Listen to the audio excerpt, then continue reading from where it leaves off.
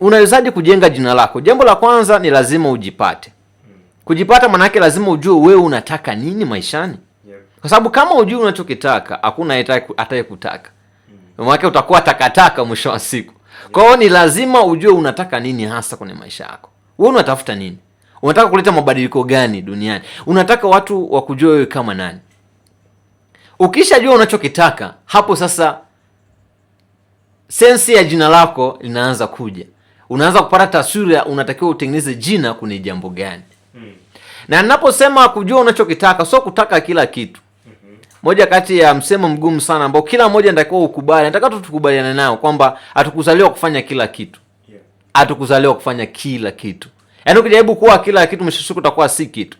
Yaani kama mkono utataka kufanya kila kitu kwenye mwili, my friend, huo mkono utachoka sana. Na mwisho siku utafanya vitu kwa ufanisi. Yaani kwa mfano mkono uchukue kazi ya mguu kutembea. Kweli utatembea kwa dakika chache lakini utashindwa tu. Kwa sababu maana yake mwili mzima utakuwa unamuelemea mkono. Kwa hiyo itakuwa ni kitu ambacho mkono hujazoea. Kwa hiyo tukijaribu kufanya kila kitu hatutaenda sehemu. Kwa hiyo kuchagua jina lazima uchague unachokitaka, lakini sio kila kitu. Tafuta kitu kimoja ambacho nataka mimi niwe mtaalamu katika hichi. Wewe umechagua jambo gani? Kuna wengine wanasema mimi nachagua kuwa mtangazaji, nataka nijulikane kama mtangazaji. Kuna mwingine anasema mimi nataka nijulikane kama mpishi tu. Kuna mwingine anasema nataka nijulikane kama mtu wa mashamba. Kama mtu wa kufanya organization fulani. Kama mtu wa kuandaa labda matamasha fulani, anajulikana kwa jambo fulani. Lazima ujue unataka nini maishani. Unataka kuwa nani? Unataka ujulikane kuwa mtu wa namna gani?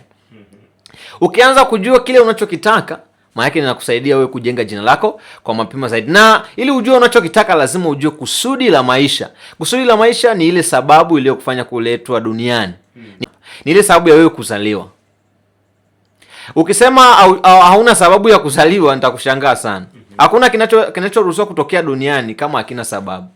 Yaani ni mbaya sana kiti kiwepo afu kiwe hakina sababu ya kuwepo. Kabla ya kiti hakija kuwepo, maana kuna mtu alikuwa anawaza kwamba kuna hitaji la kukaa, ndio maana kile kiti kikatengenezwa. Kwa hiyo ulivyokuja duniani, maana yake kuna kusudi ambalo unalo ambao unatakiwa uje ulitimize duniani ili uweze kulikamilisha. Kwa hiyo lazima ujue kusudi lako. Wewe umezaliwa kwa kusudi gani? Kwa nini upo duniani? Kwa nini bado unaishi? Kwa nini unamuomba Mungu akulinde? Kwa sababu kuna mtu anasema Mungu nilinde, nilinde familia. Kwa nini? Why?